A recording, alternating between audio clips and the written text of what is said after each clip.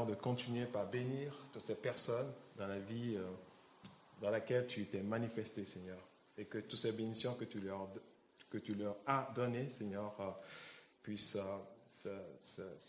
être affermies et qu'ils en reçoivent, Seigneur, encore d'autres.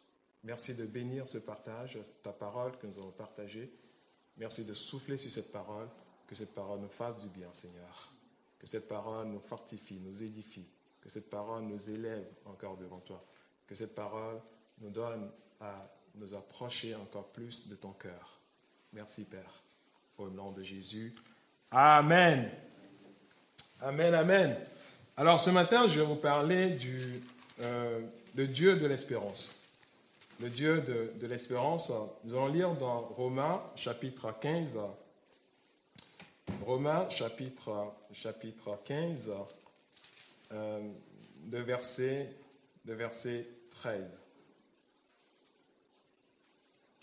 Que le Dieu de l'espérance vous remplisse de toute joie et de toute paix dans la foi, pour que vous abondiez en espérance par la puissance du Saint-Esprit.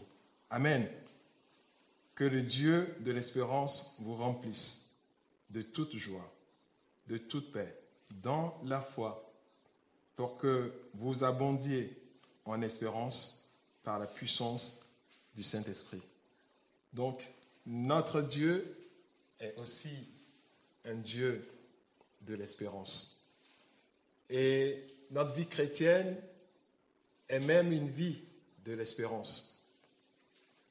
C'est ce que l'apôtre Paul dit, que si c'est simplement dans ce monde que nous vivons en Christ, que nous espérons en Christ, nous sommes les plus malheureux du monde. Donc, ça veut dire que notre vie chrétienne est une vie d'espérance qui dépasse même l'espérance que nous pouvons avoir dans ce monde. L'espérance de ce que Dieu peut faire dans nos vies, dans ce monde. Donc, nous marchons, nous fonctionnons. Et l'espérance de Dieu a une place et doit avoir une place très importante dans notre vie. Mais ici, dans ce passage, nous voyons que c'est l'apôtre Paul qui souhaite à ce que le Dieu de l'espérance remplisse de toute joie et de toute paix. Donc l'apôtre Paul nous montre ici ce que l'espérance fait dans notre vie, accomplit dans notre vie. Donc l'espérance libère en nous la joie, libère en nous la paix de Dieu. Et ceci dans la foi. Donc il y a ici le terme joie, paix, foi. Et quand nous continuons, l'apôtre dit pour que vous abondiez en espérance. Donc il y a aussi ici le mot abonder en espérance. Donc il veut que notre vie soit remplie d'espérance. Et il continue par dire par la puissance du Saint-Esprit. Donc l'abondance de l'espérance dans notre vie s'opère au travers de la puissance du Saint-Esprit en nous. Et c'est le Saint-Esprit qui accomplit cela en nous. Et ce n'est pas par une œuvre humaine, mais c'est par l'œuvre du Saint-Esprit. Mais par contre, cet accomplissement, ce déploiement de la puissance du Saint-Esprit est une conséquence de notre foi en Christ. Parce que la Bible nous dit ici de toute joie et de toute paix dans la foi. Donc nous manifestons notre foi, nous manifestons notre espérance en Christ et le Saint-Esprit œuvre en nous pour que l'espérance que nous avons puisse abonder, puisse être abondante dans notre vie. Vous savez, nous sommes tous des êtres d'espérance. Et encore plus, en tant que chrétiens, nous sommes des enfants d'espérance. Et dans la vie de chaque chrétien, il y a une mesure d'espérance qui est libérée. Et aucun chrétien ne vit sans espérance. Même juste le fait de dire que je vis sur cette terre et un jour, Christ reviendra me chercher et un jour, j'hériterai le ciel avec Dieu. Donc c'est déjà de l'espérance. Et même le chrétien qui pense passer sa vie éternellement avec Dieu a déjà de l'espérance. C'est ça, l'espérance qui fonde sa relation avec Dieu. Donc, nous avons tous besoin de vivre dans l'espérance. Et n'écoutez pas peut-être ceux-là qui disent que vivre dans l'espérance, c'est peut-être vivre dans l'utopie, dans des choses irréelles. C'est faux. L'être humain est un être d'espérance. Regardez aujourd'hui tout ce qui se passe dans le monde et avec cette crise sanitaire. Parce que les gens n'ont pas d'espérance, qu'est-ce qui se passe? Ils dépriment. Il y a la dépression. Et même c'est dit dans les médias que même au jour d'aujourd'hui, il y a 1 Français sur 10 qui a déjà consulté le psy. Et sans dire ceux qui ne l'ont pas consulté. Donc, ça reviendra à dire peut-être un Français sur 2 est sous cette oppression. Et même quand on parle de ceux qui ont consulté le psy, ils disent qu'ils l'ont même fait dans le secret, parce qu'ils ont honte de dire à leurs proches qu'ils ont consulté le psy. Donc, c'est très important, l'espérance. L'espérance, l'être humain est un être d'espérance. Si on arrache à l'homme, à la femme, l'espérance, sa vie va s'arrêter. Donc, c'est pour cela que l'apôtre dit ici, parle ici de Dieu comme le Dieu de l'espérance. Et l'espérance fait vivre. L'espérance nous fait avancer. L'espérance nous fait accomplir de grandes choses. Il n'y a aucune personne dans ce monde qui ne vit sans espérance. Même ceux qui ont de l'argent, s'ils n'ont pas l'espérance que demain ils vont en gagner encore, ils vont se tirer une balle dans la tête. Parce qu'ils vont se dire, mais tiens, je ne peux pas abandonner ma vie de jet privé que j'avais avant et que redevenir un pauvre. Ils vont dire, vaut mieux mourir que de redevenir un pauvre. Parce qu'ils n'ont plus d'espérance. L'espérance encore de gagner de l'argent, l'espérance d'avoir une vie qu'ils ont. Donc, l'espérance n'a pas de frontières, n'a pas de classe sociale. L'être humain est un être d'espérance qui est basé sur l'espérance. Sa vie dépend de l'espérance. Donc, notre Dieu est un Dieu d'espérance. Nous devons savoir que nous vivons et nous avançons avec Dieu, que grâce à son espérance qui libère en nous. Et tu ne dois pas avoir honte de le dire que ton espérance est en Dieu. Parce que la Bible de Dieu nous dit, heureux celui qui met son espérance en Dieu. Dans Jérémie 17, 7, nous lisons « Béni soit l'homme qui se confie dans l'Éternel et dont l'Éternel est l'espérance. » Donc si toi tu décides de mettre ton espérance en Dieu, tu es sur la bonne voie. Parce que la Bible nous dit « Bénis cet homme, bénis cette femme qui se confie dans l'Éternel et dont l'Éternel est l'espérance. » Et dans Proverbe 10, de verset 28, qu'est-ce qu'on nous dit? « L'attente des justes n'est que joie, mais l'espérance des méchants périra. » Donc il y a une espérance qui dure, une espérance qui peut certainement, sûrement arriver à l'accomplissement. Il y a une autre espérance qui risque de périr. Et là, c'est l'espérance des méchants, de ceux qui sont sans Dieu, de cette personne qui ne met pas son espérance en Dieu, mais qui met son espérance en lui-même, en ses propres forces, en ses richesses, dans ses capacités de faire les choses, d'inventer, à ses capacités naturelles. Et la Bible nous dit ici que cette espérance risque de périr.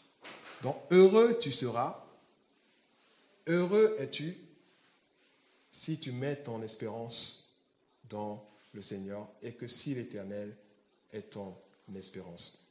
Dans Ézéchiel, chapitre 37, à partir du premier verset, Ézéchiel, chapitre 37, à partir du premier verset, nous voyons ici la situation des enfants d'Israël qui est semblable aujourd'hui à notre situation que nous traversons. Et nous allons, au travers de ce récit, de cette lecture, nous accaparer aussi de ce que Dieu a dit aux enfants d'Israël quand ils traversaient la situation pareille, une situation pareille à notre situation aujourd'hui. Dans Ézéchiel 37, le premier verset, nous lisons « La main de l'Éternel fut sur moi, et l'Éternel me transporta par son esprit et me déposa dans le milieu d'une vallée remplie d'ossements.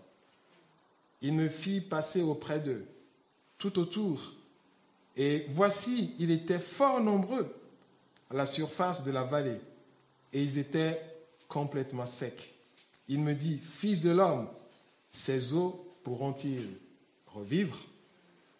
Je répondis, « Seigneur, tu le sais. » Et il me dit, « Prophétise sur ces eaux, et dis-leur, ossements desséchés, écoutez la parole de l'Éternel. Ainsi parle le Seigneur, l'Éternel à ces eaux. Voici, je vais faire entrer en vous un esprit, et vous vivrez. Je vous donnerai des nerfs, je ferai croître sur vous de la chair, et je vous couvrirai de peau. Je mettrai en vous un esprit, et vous vivrez, et vous saurez que je suis l'Éternel. Je prophétisais selon l'ordre que j'avais reçu. Et comme je prophétisais, il y eut un bruit. Et voici, il se fit un mouvement, et les eaux s'approchèrent les uns des autres.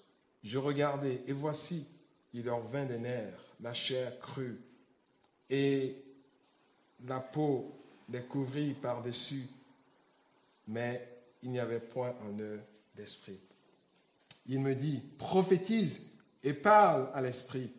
Prophétise, fils de l'homme, et dis à l'esprit, ainsi parle le Seigneur, l'Éternel. Esprit, viens des quatre vents, souffle sur ces morts, et qu'ils revivent. Je prophétisai selon l'ordre qu'il m'a donné, et l'esprit entra en eux, et ils reprirent vie, et ils se tinrent sur leurs pieds. C'était une armée nombreuse, très nombreuse. Il me dit, fils de l'homme, ces eaux, c'est toute la nation, la maison d'Israël. Voici, ils disent, nos eaux sont desséchées, notre espérance est détruite, nous sommes perdus. C'est ce que les enfants d'Israël disaient, parce qu'il y avait la réalité autour. Les eaux étaient desséchées. Il n'y avait plus la vie. Il n'y avait que la mort. Il n'y avait que la destruction. Il y avait un agent de la mort, avec un aiguillon de la mort, qui détruisait. Il n'avait plus d'espérance. Et face à ces situations, il se disait, nous n'avons plus d'espérance. Nos eaux sont desséchées. On a tout fait. On a fait ce que nous pouvons faire en tant qu'hommes. On a cherché des solutions. On n'a pas trouvé. Nos eaux sont desséchées. Nos eaux sont desséchées. Et ils vont plus loin et il dit, notre espérance, le moteur de notre vie, notre espérance est détruite. Et puisque notre espérance est détruite, la conséquence pour eux, c'est quoi? Nous sommes perdus. il n'y a plus d'issue pour nous. Il n'y a plus d'espoir. Et ces situations ressemblent à beaucoup de situations dans nos vies. Au-delà de la situation que nous vivons aujourd'hui, ça ressemble aussi certainement à des situations particulières dans notre vie où nous arrivons à un moment donné et nous pouvons dire « Oh, nos os sont desséchés, nous n'avons plus de force, nous n'avons plus de vie. » Et c'est comme notre espérance est perdue. Et puisque notre espérance est détruite, nous n'avons plus l'espérance. Il n'y a plus d'espoir. Alors nous sommes perdus. Mais Dieu continue à dire aux prophètes ici, il dit, prophétise donc et dis-leur, ainsi parle le Seigneur l'Éternel. Voici, j'ouvrirai vos sépulcres, je vous ferai sortir de vos sépulcres. Ô mon peuple, je vous ramènerai dans le pays d'Israël. Et vous saurez que je suis l'Éternel lorsque j'ouvrirai vos sépulcres et que je vous ferai sortir de vos sépulcres. Ô mon peuple, je mettrai mon esprit en vous et vous vivrez. Je vous rétablirai dans votre pays et vous saurez que moi, l'Éternel, j'ai parlé et agi, dit l'Éternel. Dans un premier temps, le Seigneur a demandé à l'esprit des 4 vents de souffler.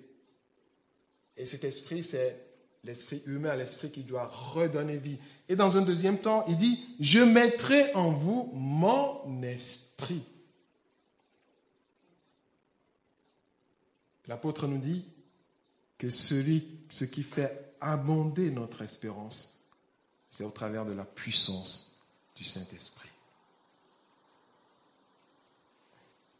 Alors le Seigneur disait ici à son peuple de ne pas perdre espérance, de continuer à lui faire confiance, de continuer à avoir foi en lui. Parce que à lui, Dieu, rien n'est impossible. Et tout est possible à lui.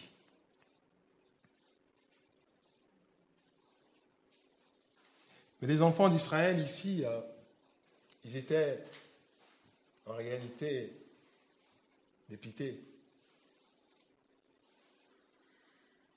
Mais il y a cette parole d'espérance qui était sortie. Vous savez, je pense que c'est la même parole que le Seigneur nous adresse. Et au-delà de nous qui sommes ici, que c'est la même parole que le Seigneur adresse à son peuple, adresse à ses enfants. Et nous devons écouter cette parole. Parce que si ta situation est semblable ici à la situation des enfants d'Israël au temps d'Ézéchiel, tu dois écouter cette parole. Si ta situation est semblable à la situation que les enfants d'Israël vivaient dans ce récit, tu dois écouter cette parole. Tu dois recevoir cette parole. Tu dois croire à cette parole, y ajouter foi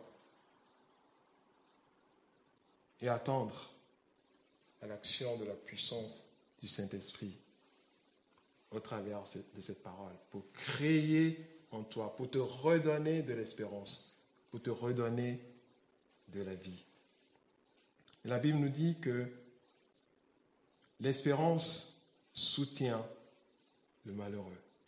Dans Job 5, le verset 16, l'espérance soutient le malheureux. L'espérance soutient celui qui crie, celui qui s'attend à Dieu. C'est l'espérance qui le soutient. C'est l'espérance qui lui donne à continuer à marcher, à continuer à espérer. C'est l'espérance qui lui donne à ne pas mettre fin à sa vie. C'est l'espérance qui lui donne à se dire que le jour où Dieu agira viendra. Mon jour viendra. Et c'est cette espérance qui avait donné à Job aussi de dire que je sais que mon Rédempteur est vivant et qu'il se lèvera le dernier sur la terre. Il se lèvera certainement un jour. Donc l'espérance nous donne à avancer. L'espérance nous donne à vivre des choses avec Dieu. Dans Job 14, verset 7, nous lisons « Un arbre a de l'espérance. Quand on le coupe, il repousse. Il produit encore des rejetons. » Un arbre a de l'espérance. Si un arbre a de l'espérance, en plus forte raison, un homme, une femme a de l'espérance. Dans Psaume 41, le verset 2, nous lisons « J'avais mis en l'Éternel mon espérance, et il s'est incliné vers moi, il a écouté mes cris. » J'ai mis en l'Éternel mon espérance. Quand nous mettons notre espérance dans le Seigneur, quand l'Éternel devient notre espérance, il écoute nos cris. Il ne nous laisse jamais, il ne nous abandonne jamais. Parce qu'en lui, nous mettons notre espérance et notre confiance. Et il a dit que celui qui met en moi sa confiance ne serait point confus. Dans Psaume 62, le verset 6, nous lisons « Oui, mon âme, confie-toi en l'Éternel ». Verset 5 ou verset 6, ça dépend des versions. « Oui, mon âme, confie-toi en l'Éternel, car de lui vient mon espérance. » Mon âme, confie-toi en l'Éternel. Et nous verrons que pour pouvoir garder notre espérance en Christ, nous avons besoin de parler à notre âme, de lui dire, tu ne dois pas te décourager, tu ne dois pas baisser les bras, mais tu dois continuer à te confier à l'Éternel. Est-ce que c'est de l'illusion? Est-ce que c'est de l'utopie? Est-ce que c'est de vivre dans l'irréel? Non. Non. C'est de vivre dans la confiance dans le Seigneur. Mon âme, confie-toi en Dieu, car de lui vient mon espérance. Dans Proverbe 23, le verset 18, « Car il est un avenir, et ton espérance ne sera pas anéantie. » Ton espérance ne sera pas anéantie. Ton espérance en Dieu ne serait pas anéantie. De même qu'on est, dans Proverbe 24, le verset 14, de même qu'on est la sagesse pour ton âme. Si tu la trouves, il est un avenir et ton espérance ne sera point anéantie. La sagesse, c'est la crainte de l'Éternel. Quand tu trouves cette crainte de l'Éternel, quand tu trouves cette foi en l'Éternel, cette marche, et tu marches avec l'Éternel, la Bible nous dit, c'est un avenir. Et dans cette marche, dans cette confiance en Dieu, ton espérance ne serait point anéantie.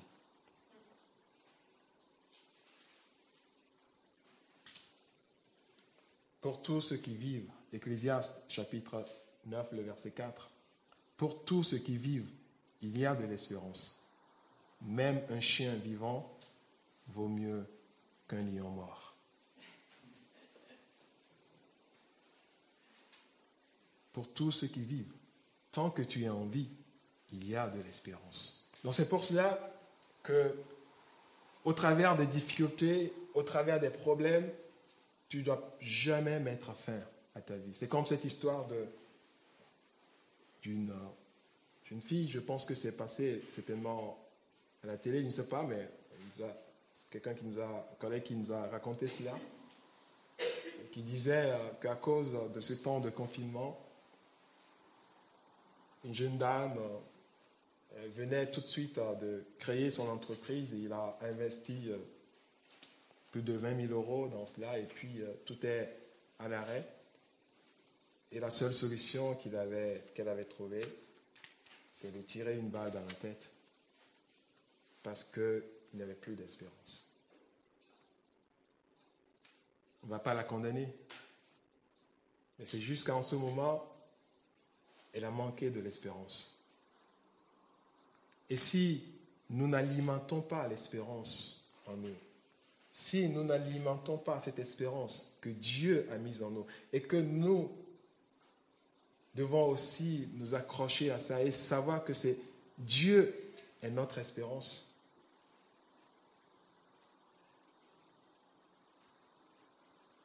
Les choses difficiles peuvent arriver. Il y a la dépression. Il y a la souffrance morale. Et c'est à cause de ça que les gens vont dans des situations pires jusqu'à mettre fin à leur vie. Mais le Seigneur nous dit, notre espérance ne sera pas anéantie. Amen. Ton espérance ne sera pas anéantie. Parce que c'est ce que le Seigneur dit à ton sujet. Dans Jérémie 29, le verset 11, le Seigneur dit, « Car je connais les projets que j'ai formés sur vous, dit l'Éternel, projets de paix et non de malheur, afin de vous donner un avenir et de l'espérance. » C'est ça ce projet. Nous connaissons ce passage. Nous le savons, nous le connaissons par cœur. Et autant de difficultés, autant de grands défis, où tu ne vois pas le bout du tunnel, tu dois ressortir cette parole. Tu dois ressortir cette promesse et te baser sur cette promesse. Et dis que c'est ce que le Seigneur dit me concernant. Et le projet de l'Éternel sur moi est un projet de paix. Et non de malheur, et non de la mort, et non de la destruction. Et pour me donner de l'avenir et de l'espérance. Dans Jérémie 31, le verset 17, « Il y a de l'espérance pour ton avenir, dit l'Éternel, tes enfants reviendront dans leur territoire. » Il y a de l'espérance pour ton avenir. Comment avoir et garder son espérance en Dieu? Nous devons garder notre espérance en Dieu. Et savoir que notre espérance en Dieu est très importante et c'est ça qui soutient notre marche avec lui. Nous allons lire dans Lamentation, chapitre 3, à partir du verset 18.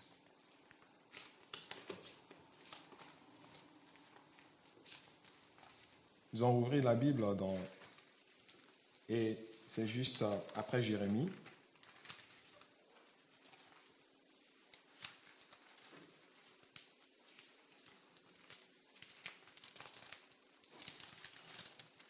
Chapitre 3, Lamentation, chapitre 3, à partir du verset 18.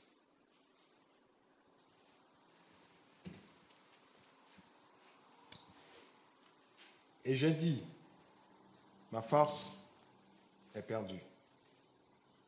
Je n'ai plus d'espérance en l'Éternel. Quand je pense à ma détresse et à ma misère, à l'absinthe et au poison, quand mon âme s'en souvient, elle est abattue au-dedans de moi. Voici ce que je veux repasser en moi. Ce qui me donnera de l'espérance. Les bontés de l'Éternel ne sont pas épuisées. Ses compassions ne sont pas à leur terme. Elles se renouvellent chaque matin. Oh, que ta fidélité est grande. L'Éternel est mon partage, dit mon âme. C'est pourquoi je veux espérer en lui.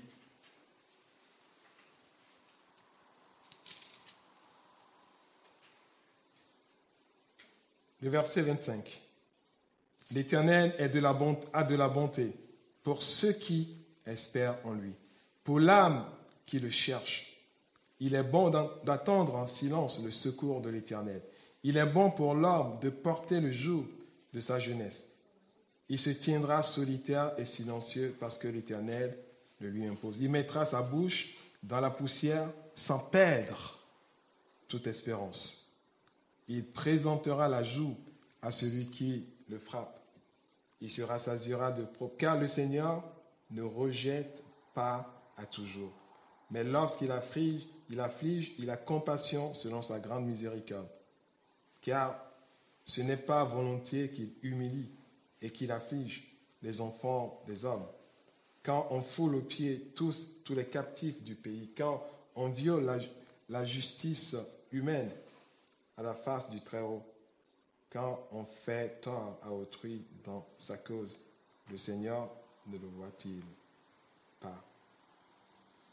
Qui dira qu'une chose arrive sans que l'Éternel ait ordonné? N'est-ce pas de la volonté du Très-Haut que viennent les maux et les biens? Pourquoi l'homme vivant se plaindra-t-il? Que chacun se plaigne de ses propres péchés. Recherchons nos voies et sondons-les et retournons à l'Éternel. Élevons nos cœurs et nos mains vers Dieu qui est au ciel. Nous avons péché, nous avons été rebelles, tu nous as pardonnés. Tu t'es caché dans ta colère et tu nous as poursuivis. Tu es sans miséricorde, tu nous as enveloppés d'un nuage pour fermer l'accès à la prière. Tu nous as rendus un objet de mépris et de dédain au milieu des peuples. Il ouvre la bouche contre nous, tous ceux qui sont nos ennemis. Et quand nous continuons, dans le verset 49, « Mon œil fond en larmes, sans repos, sans relâche, jusqu'à ce que l'Éternel regarde et voie du haut des cieux. Mon œil me fait souffrir à cause de toutes les filles de ma vie.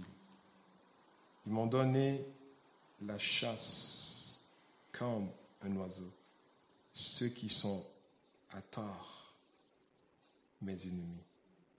Ils ont voulu mettre fin à ma vie dans une fosse. Ils ont rejeté des pierres sur moi. Les eaux ont inondé ma tête. Je disais, je suis perdu. J'ai invoqué ton nom, ô Éternel, du fond de la fosse. Tu as entendu ma voix. Ne ferme pas l'oreille à mes soupirs et à mes cris. Au jour où je t'ai trouvé, tu t'es approché. Tu as dit, ne crains pas. Tu as de l'espérance. Et ici, quand nous lisons tout ce passage de lamentation, de plainte, et nous voyons ce que Jérémie a enduré, la souffrance qu'il a endurée.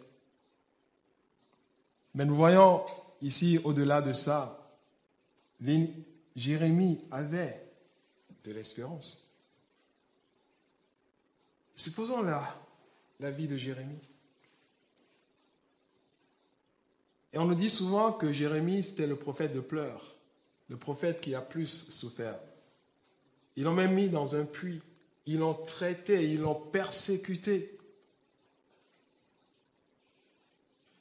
Mais c'est quand même étonnant de voir que c'est ce Jérémie qui a écrit ce passage que nous avons lu, ce verset que nous avons lu, et qui a dit, « Voici ce que je veux repasser en mon cœur, ce qui me donnera de l'espérance.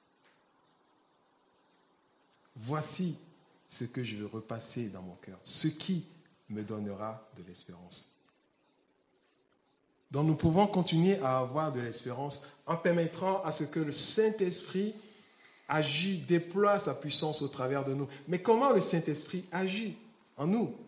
Ce n'est pas que nous sommes là et puis d'un seul coup, il vient. Non, c'est nous qui enclenchons le mouvement. Et c'est ce que Jérémie est en train de faire ici. Il a dit, voici ce que je vais faire. Ce qui me donnera de l'espérance. Il a dit, voici ce que je vais faire repasser dans mon cœur.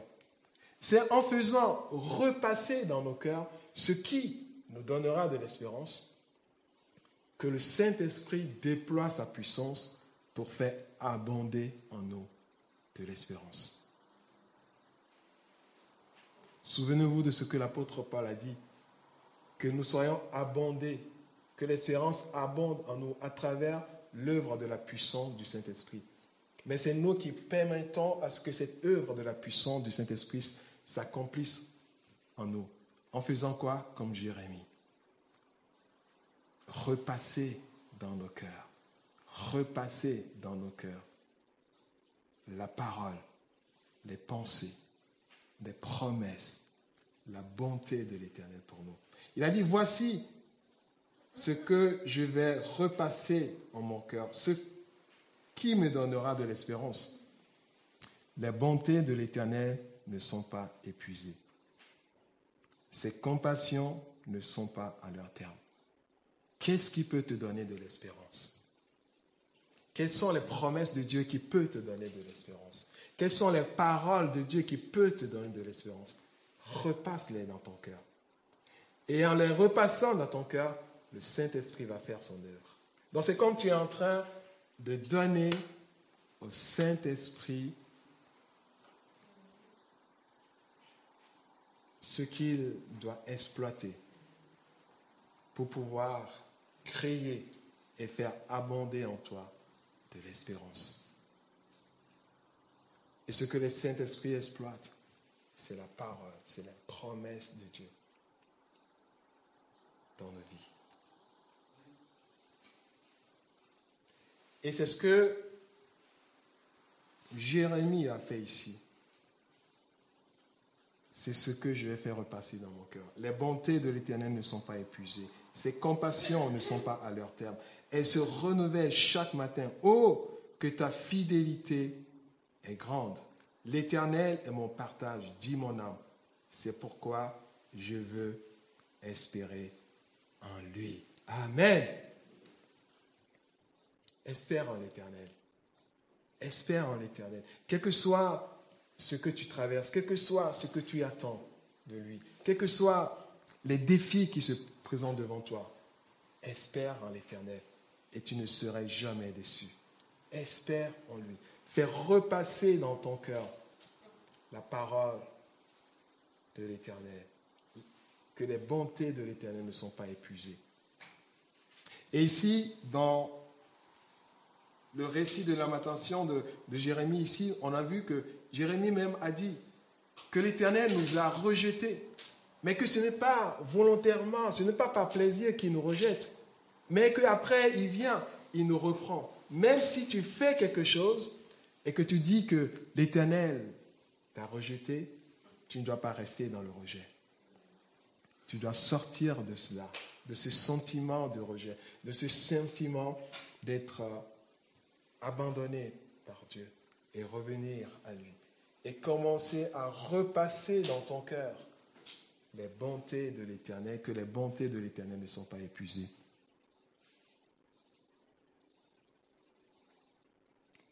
Et que ses œuvres ne sont pas, ses compassions ne sont pas à leur terme.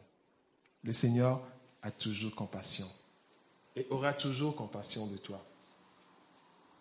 C'est pour cela que tu dois repasser selon toi. Tu ne dois pas laisser la place à l'ennemi. Tu ne dois pas permettre à l'ennemi de prendre le dessus. Peut-être tu es face à des défis aujourd'hui. Peut-être demain tu feras face à des défis. N'oublie pas ces paroles. N'oublie pas ces paroles. Les bontés de l'Éternel ne sont pas épuisées. Ses compassions ne sont pas à leur terme. Elles se renouvellent chaque matin. Oh, que ta fidélité est grande. L'Éternel est mon partage, dit mon âme. C'est pourquoi je veux espérer en lui. L'Éternel a de la bonté pour ceux qui espèrent en lui. L'Éternel est de la bonté pour ceux qui espèrent en lui. Quand tu espères en l'Éternel, quand tu mets ton espérance en lui, la Bible est vraie. L'Éternel a de la bonté pour toi. L'Éternel manifeste sa bonté en toi. Il ne te laisse pas seul. Il ne te laisse pas périr. Il ne te laisse pas mourir. Mais il manifeste sa bonté en toi. L'Éternel a de la bonté pour ceux qui espèrent en lui, pour l'âme qui le cherche. Il est bon d'attendre en silence le secours de l'Éternel. Amen. Attends en silence. Garde espoir. Garde espérance. N'abandonne pas. Continue par avoir confiance en Dieu. Et tu verras. Parce que la Bible dit, l'Éternel est de la bonté pour ceux qui espèrent en lui. Et l'Éternel vient au secours de ceux qui l'attendent en silence. Job l'a fait. Dans Job 19, nous pouvons lire aussi ce récit de Job, où tous ses amis, en voulant bien faire, le plongeaient plutôt dans la dépression. Et lui disaient, Job, mais ne vois-tu pas que Dieu est fidèle? Ne vois-tu pas que ce que tu vis, que c'est parce que Dieu t'a abandonné? C'est parce que tu as fait quelque chose de mal? C'est parce que tu as péché? Et quand nous voyons ici dans le récit de Job, nous avons vu que Job a commencé par croire à ce que ses amis lui disaient. Et dans ce récit, lui aussi, il a commencé par interroger Dieu, à dire que Dieu l'a abandonné. Et dans le premier verset, il dit, « Jusqu'à quand affligerez-vous mon âme et m'écraserez-vous de vos discours ?» Et là, il s'adresse à ses amis. Il leur a dit, mais si j'ai péché, c'est l'Éternel qui va s'en prendre à moi. Et quand il continue, il a commencé après à adopter la position de ses amis et il a commencé par dire, mais l'Éternel m'a dépouillé. Le verset 9, il dit, le verset 8, il m'a fermé toute issue. Je ne puis passer. Il a répandu des ténèbres sur mes sentiers. Il m'a dépouillé de ma gloire. Il a enlevé la couronne de ma tête. Il m'a brisé de toutes parts. Et je m'en vais. Et il continue. Il a arraché mon espérance comme un arbre. Et il continue. Il croyait que c'est Dieu qui faisait toutes ces choses. Il ne savait pas que c'était le diable. Et que juste Dieu a permis au diable de le faire pour pouvoir éprouver sa foi. Et pour lui, il croyait que c'est Dieu qui le faisait. Et il continue. Et vous allez voir que, et jusque verset 24 dit, « Je voudrais qu'avec un burin de fer et avec du plomb, elle soit pour toujours gravée dans le roc. » Ces paroles. Et dans le verset 25, et subitement, il commence par réaliser quelque chose. Il a dit, mais tiens, même si c'est Dieu qui a fait toutes ces choses dans ma vie, si c'est Dieu qui m'a tellement éprouvé, si c'est Dieu qui m'a refusé, m'a enlevé tous ces privilèges, dans le verset 25, il dit, mais je sais quelque chose, mais je réalise quelque chose. Mais il y a quelque chose dont je suis convaincu. Et dans le verset 25, il dit, « Mais je sais que mon Rédempteur est vivant et qu'il se lèvera le dernier sur la terre. Quand ma peau sera détruite, il se lèvera. Après que ma peau ait été détruite, moi-même, je contemplerai Dieu. Je le verrai et il me sera favorable. Mes yeux le verront. Et non ceux d'un autre. Mes yeux le verront. Vous savez, ici, c'est ce que Job est en train de dire, et c'est ce que je dis aussi souvent, que des fois, quand on traverse des temps difficiles, ne devons jamais nous laisser détruire. Et ici, Job dit, mes yeux le verront, mais pas les yeux d'un autre. Donc, ce qui veut dire que il ne va pas permettre à ce que quand le moment de la gloire va revenir dans sa vie, que les autres voient que c'est un moment de gloire et que lui, il se dit c'est trop tard. Parce que je me suis laissé mourir. Je me suis laissé dépérir. Il a dit non, mes yeux le verront. Je resterai enfant. Je resterai. Et mes yeux le verront. Et non les yeux d'un autre. Et c'est dans notre détermination, quel que soit ce que tu traverses, même si c'est dur, même si physiquement tu ne peux pas supporter, mais tu dois te dire quelque chose comme Job. Tu ne dois pas te laisser détruire. Tu dois dire que ton Rédempteur est vivant. Tu dois dire que tes yeux reverront la gloire que le Seigneur va te donner, la réponse que le Seigneur va amener dans ta vie. Et tu ne dois pas dire, tu ne dois pas te laisser aller dans la destruction, au point d'abandonner, au point de cesser de vivre. Mais tu dois continuer par vivre. Et tu dois dire que tes yeux le verront, mais pas les yeux d'un autre. Il dit, je le verrai, il me sera favorable, mes yeux le verront et non ceux d'un autre. Mon âme languit d'attente au-dedans de moi. Vous direz alors, pourquoi le poursuivons-nous? Car la justice de ma cause sera reconnue. Amen. Alors, comment entretenir, garder notre espérance en Dieu? Quand Jérémie l'a dit, voici ce que je vais repasser dans mon cœur. Il faut que tu repasses dans ton cœur la parole et la promesse de Dieu. Pour permettre au Saint-Esprit,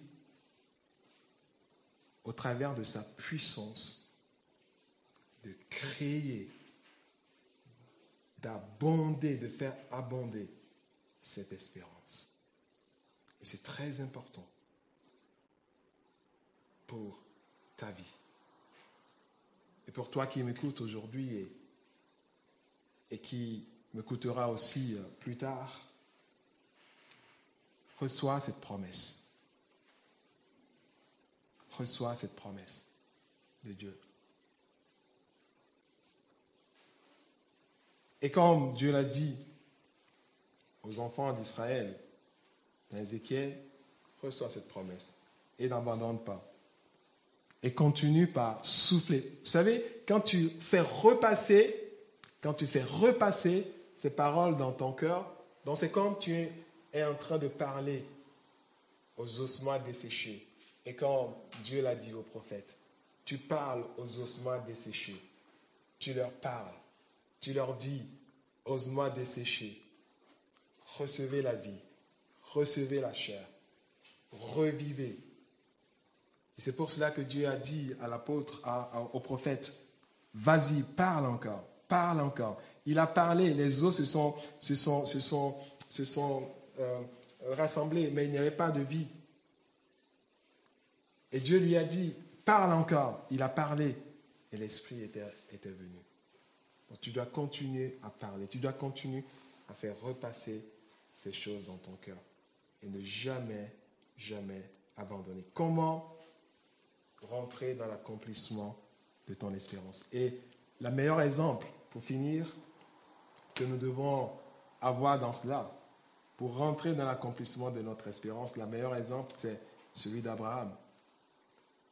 Et la Bible nous dit que Abraham, dans Romains 4, le verset 18, la Bible nous dit que, espérant contre toute espérance, il crut, en sorte qu'il devint père d'un grand nombre de nations. Il crut, espérant contre toute espérance. Donc ça veut dire qu'il y a des espérances, même aussi, qui nous amènent à la mort. Il y a des gens qui ont l'espérance, et leur espérance, c'est la mort. Ils n'espèrent que la mort, ils n'espèrent que la destruction. Vu ce qu'ils sont en train de vivre, il dit, mais tiens, ma seule espérance, c'est la mort, c'est la destruction. Et ici, qu'est-ce que Abraham fait? La Bible nous dit que Abraham espérait contre toute espérance. Il refusait l'espérance de la mort. Il refusait les pensées de destruction. Il refusait toutes ces choses. Et la Bible nous dit qu'il espérait contre toute espérance.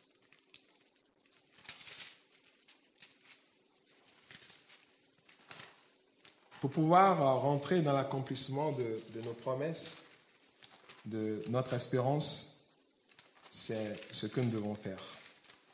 Et c'est notre meilleur exemple, Abraham.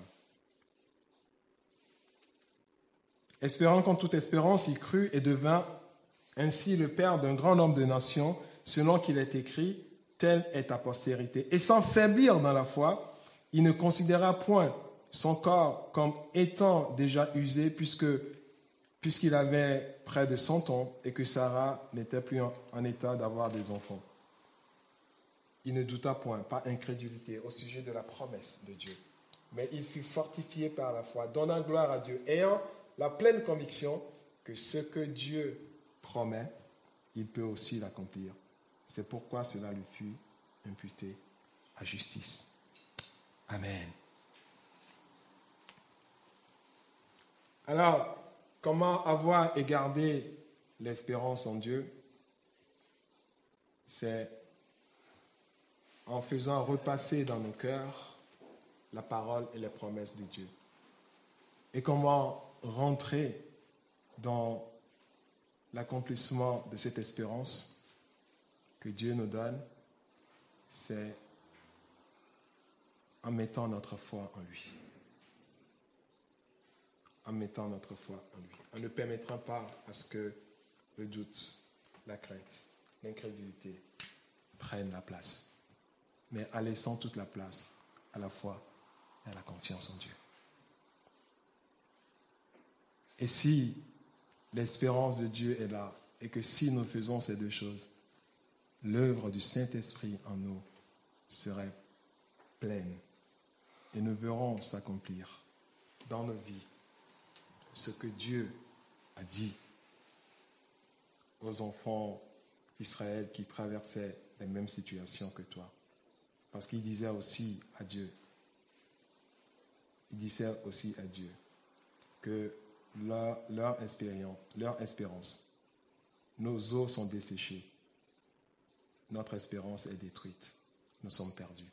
Mais l'Éternel leur a dit, non, vous n'êtes pas perdus, parce que je suis vivant. Et le Seigneur te dit aussi, tu n'es pas perdu. Quelle que soit l'espérance, quel que soit ce que tu attends de lui, quelles que soient les difficultés du temps présent, quel que soit ce que le monde traverse, quelle que soit l'épidémie qui sévit, tu n'es pas perdu. Le Seigneur a une solution et il a un plan, un projet pour nous.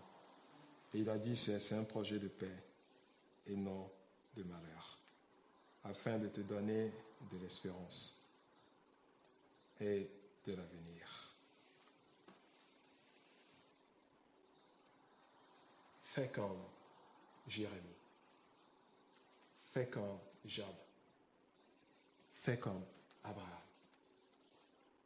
Et tu sortiras victorieux. Et tu verras que l'espérance que tu as est une espérance vivante. Nous allons nous lever et nous allons prier. Alléluia.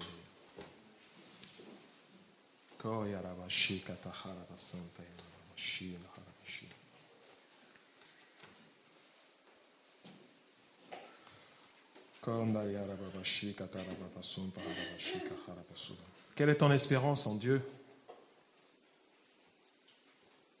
N'abandonne pas. Espère en l'Éternel. Espère en l'Éternel. Espère en l'Éternel. Dans les petites et dans les grandes choses. Ici, nous avons parlé des cas des enfants d'Israël qui sont vraiment acculés, qui sont vraiment à la limite de la destruction où les eaux dessèchent. Mais toi, peut-être ce n'est pas quelque chose d'assez grand, d'assez important, mais tu dois apprendre à vivre dans l'espérance. tu dois apprendre à ne pas abandonner l'espérance. Parce que ton être est un être d'espérance. C'est l'espérance qui te soutient. C'est l'espérance qui te donne à aller de l'avant. Aucun homme, aucune femme sur cette terre n'avance sans espérance. Si on t'arrache l'espérance, tu es mort. Tu n'as plus de vie. Tu te sentiras perdu. Tu te sentiras inutile dans le monde. C'est pourquoi l'homme cherche tellement à connaître le lendemain. Mais il ne lui est pas donné. Et c'est Dieu seul qui connaît l'avenir.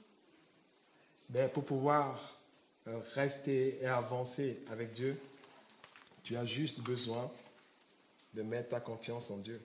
Puisque c'est Dieu qui connaît l'avenir.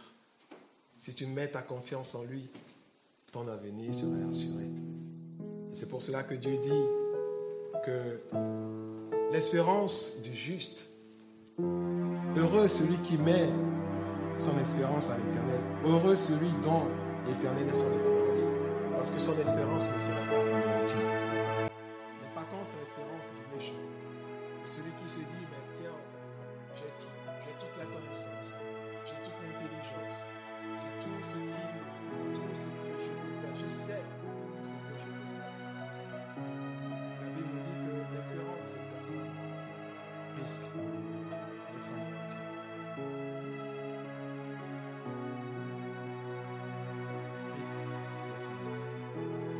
Et même la Bible même est très, très directe encore sur ça. Elle dit même l'espérance du méchant.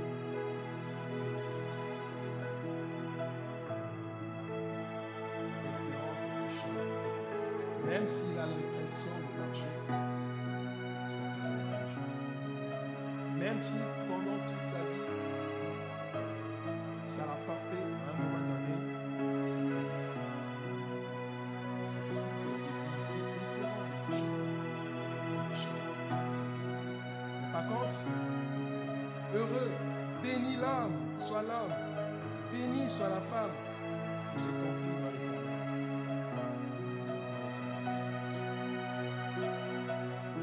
Seigneur, aide-nous à t'avoir ton espérance. J'ai besoin, Seigneur, que ton espérance abonde. Mes frères et sœurs ont besoin de ce que ton espérance abonde. Seigneur, apprends-nous à faire abonder ton espérance.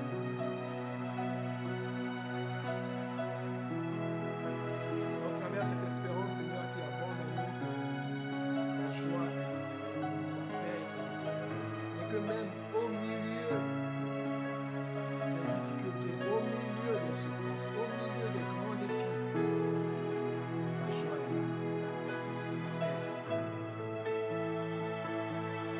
Et c'est ce qui est incompréhensible à ceux qui ne te connaissent pas. Donne à ce que la vie de chacun reflète ce miracle. Reflète ce miracle, Seigneur. Que tous tes enfants qui espèrent en toi, qui mettent en toi leur confiance, que dans leur vie, qu'il y ait cette joie, qu'il y ait cette paix. Et que le désespoir passe. Et que là où le monde souffre, qu'il soit cette source d'espérance au monde. Et aujourd'hui, Seigneur, nous voudrons être cette source d'espérance à tous ceux qui nous entourent. Parce que nous sommes en ta espérance. Parce que nous avons accepté, parce que nous avons opté d'avoir comme notre espérance. D'avoir un Dieu qui a tout créé, qui est au-dessus de tout, pour qui tout est possible comme l'espérance. C'est d'avoir le meilleur. Donc c'est pour cela que toi qui m'écoutes, si tu n'as pas encore décidé d'avoir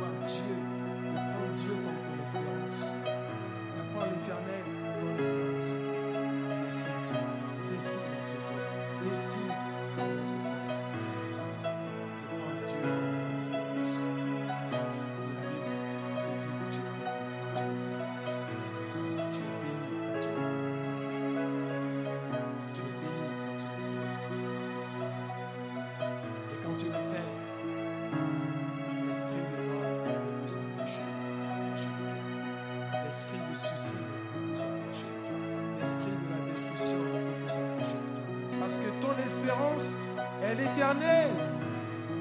Et puisque ton espérance est l'éternel, l'Éternel libère en toi la confiance, libère en toi la joie, libère en toi la paix, libère en toi de l'espoir, libère en toi la force, la confiance à un avenir meilleur, radieux, non à un avenir sombre. Seigneur, fais-nous connaître cette richesse. Fais-nous connaître, Seigneur, ce que tu veux nous communiquer ce matin. Fais-nous, Seigneur, entrer dans cette nouvelle dimension et que nous change. Et que, Seigneur, nous devenions vraiment cette source d'espérance pour ce monde.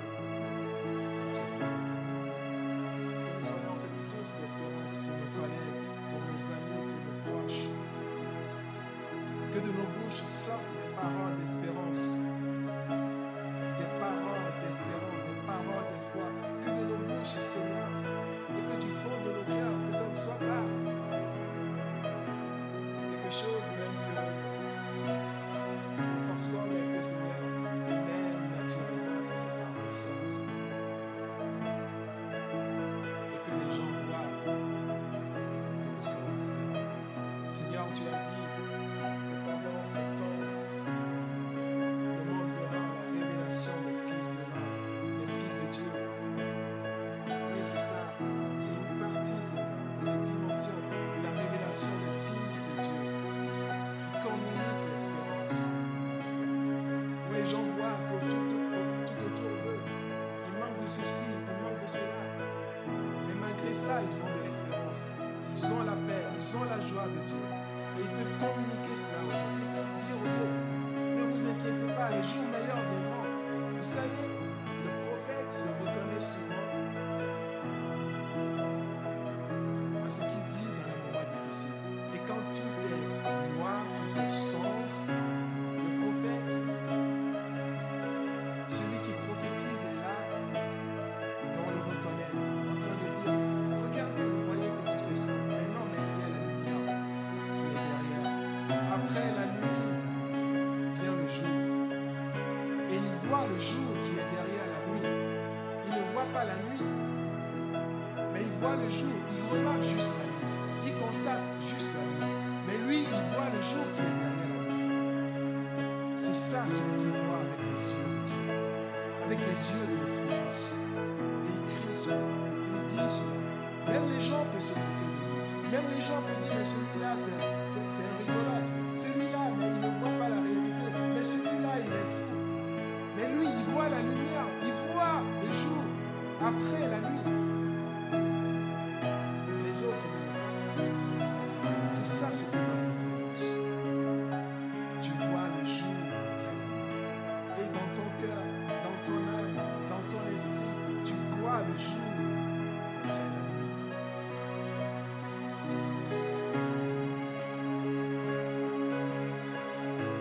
Elle est éternelle pour l'espérance. Elle ne baisse pas le cœur. N'abandonne pas. Commence par lutter. Continue par lutter. Continue par combattre. Continue par faire tes efforts. Continue par chercher. Continue par lutter, mener le combat. Même si le combat est dur, n'abandonne pas. Continue. Combat-toi. Force-toi. Cherche encore, cherche encore. Parce que le Seigneur dit, ouvre à celui qui cherche. Celui qui cherche trouve. Frappe, frappe encore. Parce que le Seigneur dit, on ouvre à celui qui frappe. Demande. Parce que le Seigneur dit, celui qui demande reçoit. Ne perds pas l'espérance. Regarde le jour qui vient après la nuit. N'écoute pas les autres. Ne vois pas les autres se moquer de toi. Mais toi, continue par regarder le jour. La nuit peut être longue, mais le jour finira par arriver.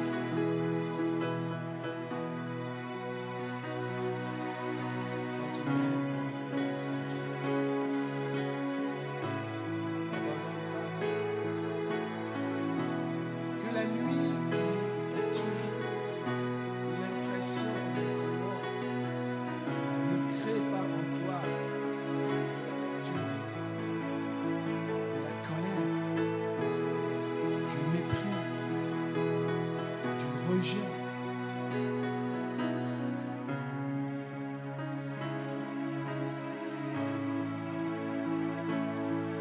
a le jour qui vient, qui arrive.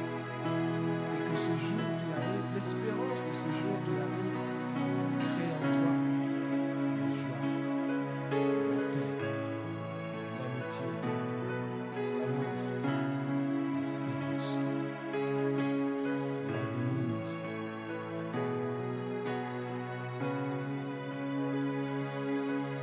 Prie devant cela au Seigneur.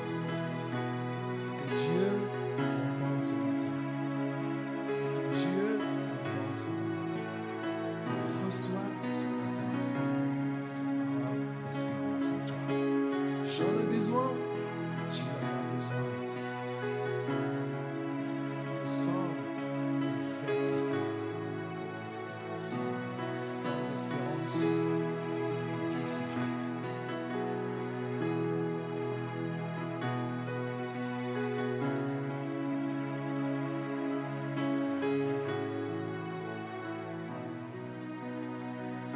Seigneur, merci pour tout ce que tu as créé, libéré en nous ce matin. Donne-nous, Seigneur, à aller au-delà de ce que nous avons pu partager. Bénis ces paroles, arrose ces paroles. Seigneur, c'est tellement, je n'ai pas pu te dire, mais toi, ton Saint-Esprit, au travers de ton esprit, tu feras ta vie encore et encore dans nos vies. Nous te disons merci, Seigneur.